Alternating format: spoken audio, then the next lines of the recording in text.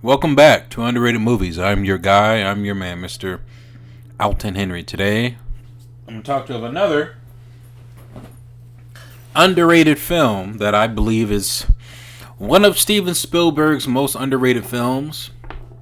And this is a Steven Spielberg film, and it is actually, in fact, Christian Bale's debut.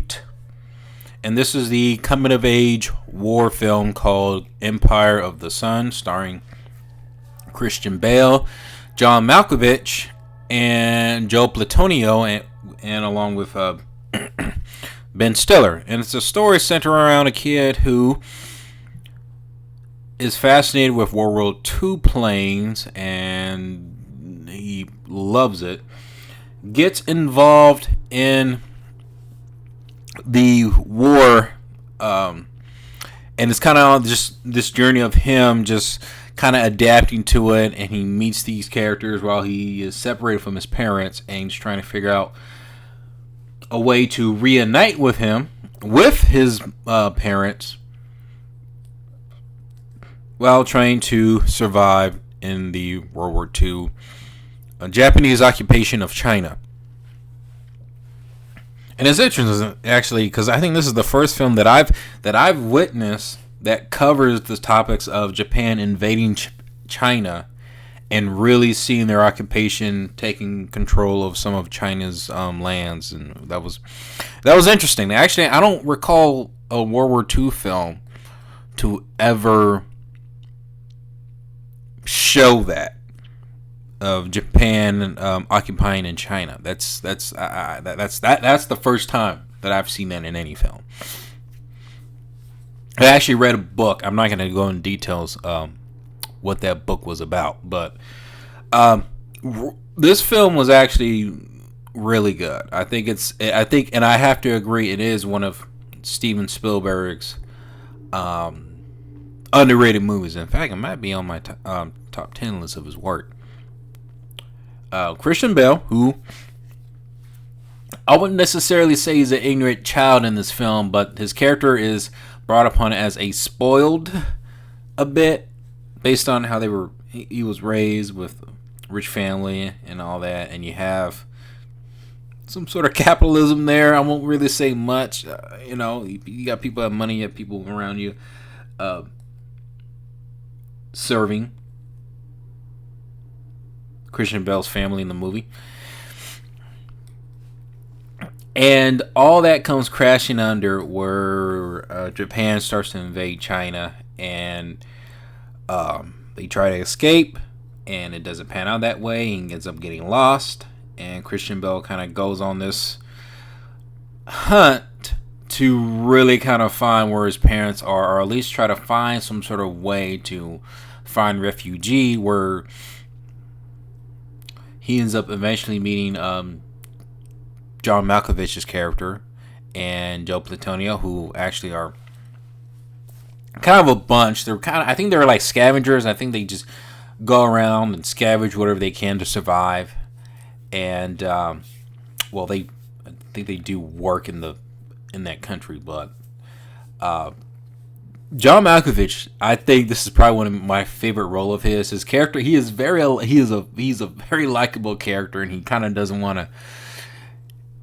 really want anything to do much with Christian Bale's character, but eventually he goes attached to him, especially once they eventually get captured, and they are brought to a Japanese base stationed somewhere in China. And this film is actually kind of long. It's 2.5 hours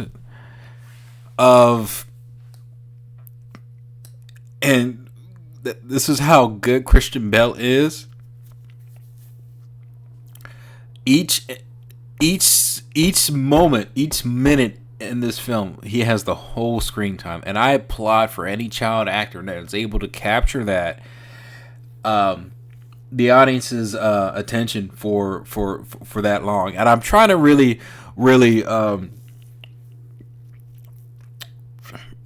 say about this that this is a very unique coming of age movie, and it's a war film in a setting.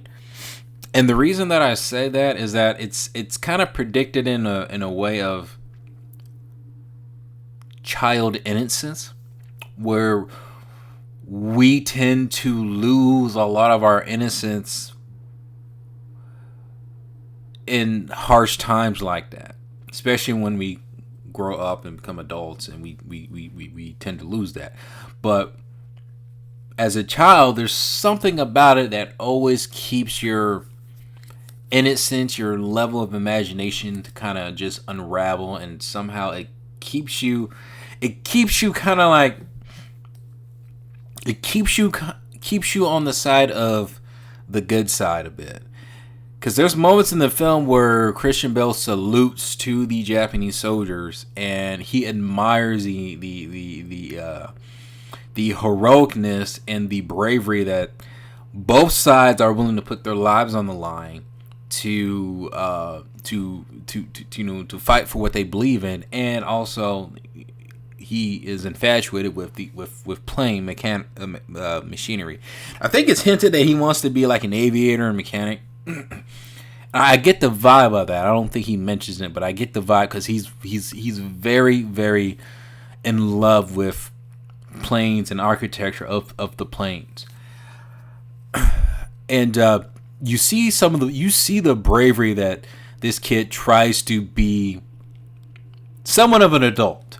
The more he hangs around with Joe Platonio and John Malkovich's character, and you see him kind of do some of these errands for him around when they're captured in the Japanese base camp, you see the level of respect that he seeks out, and he's always trying to be like the man, even though he is a kid. And there's moments in there where you see that level of excitement of it. I think it kind of gets. I think what the film is trying to say is that when a kid tries to grow up too fast, especially during harsh environments, I think there's a level of conflict of losing your innocence and trying to be a strong masculine figure that you honor, respect, and you kind of. I think the film is trying to balance those two characteristics within Christian Bale's character. If I'm from what I've understanding of the film. I was actually surprised in seeing Ben Stiller, and I don't know if that was his first film, but to see a young Ben Stiller, and I heard during the time when the film came out, or when it was on set, and I think the movie they filmed in 1985 or 6, because the movie I think came out in 1987. He said he had the idea for Tropic Thunder when he was on set working with Steven Spielberg. And this is more drama based, so there's not a lot of war scenes, and it's seen through the perspective of Christian Bale's character, where they keep it to a PG minimum. I was actually kind of surprised, because there were some moments there where there was some violence. There was quite a few bloody scenes in there, but they still stripped it back to a minimum of some of the sequences. And I really, really enjoy this movie. It's really, and I feel like it's a film that we don't normally get anymore, where it's about children on an adventure of learning the adult world, but not losing their innocence, or trying to not lose their innocence at the same time. And I feel like a lot of these coming of age movies now, and I know it, because there's moments in the film, and the movie's back in the 80s, so there's moments here that feels very cheesy. There are some moments here that feels cheesy, and I ain't gonna lie to you. I mean, different era of time.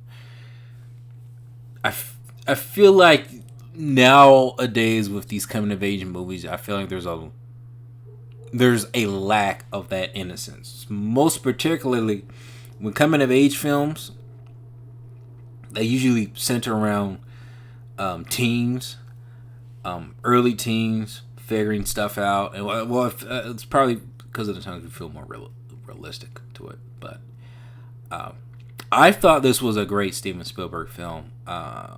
One, I surely do understand that. I don't know. Maybe I understand that maybe the appeal just did not really resonate with audiences of a coming of age war film of children being caught into World War II. I don't know if that just was a attraction because the movie didn't do too well. The movie was $25 million. I guess you could do a lot back then with $25 million. If $25 million was made here, everything would look a little bit cheaper. But the production value back then was great, man. It was great. It was great. I do recommend this film. I think you can watch it for free on YouTube. It's also available on HBO Max. Again, this is more drama based, so I firmly believe you should check it out. I really enjoy this movie. Empire of the Sun. Have you seen it? Comment below. Let me know if you have, and let me know what is your favorite underrated movie.